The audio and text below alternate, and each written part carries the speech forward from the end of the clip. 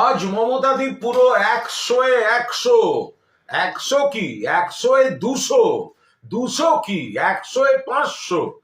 কোন মুখ্যমন্ত্রী নিজের রাজ্যের মানুষের অধিকার রক্ষায় সুপ্রিম কোর্টে সওয়াল, এবং শুধু সওয়াল নয়, আজ মমতা বন্দ্যোপাধ্যায় মাননীয় মুখ্যমন্ত্রী যা যা পয়েন্ট তুলেছেন, সুপ্রিম কোর্ট সেগুলির মান্যতা দিয়েছেন, গুরুত্ব স্বীকার করেছেন, হস্তক্ষেপ করেছেন, ইলেকশন কমিশনকে নোটিশ ধরিয়েছেন।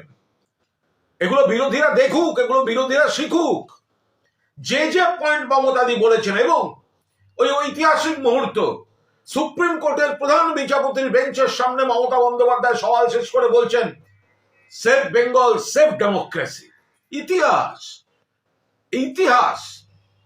যে কটা পয়েন্ট আজ কি করেছেন supreme court, notice issue, logical ডিসক্রিমেন্সির নামে এইভাবে হ্যারাস করা যাবে না, একজন বৈধ ভোটারকেও বাদ দেওয়া যাবে না।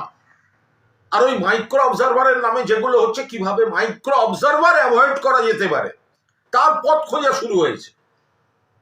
মমতা বন্দ্যোপাধ্যায়, তার দিকে যারা আইনজীবী ছিলেন তাদের বাইরেও নতুন পয়েন্ট যেভাবে দাপটের সঙ্গে আদালতকে পূর্ণ সম্মান দিয়ে এক্সপ্লেন করেছেন, এবং তিনি যে ঝড় তুলেছিলেন তাতে নাজেহাল লাগছিল ইলেকশন কমিশনের আইনজীবীদের। টাইম চাইলেন শেষে। আজ নৈতিক জয় পুরোপুরি মমতা বন্দ্যোপাধ্যায়ের জয়।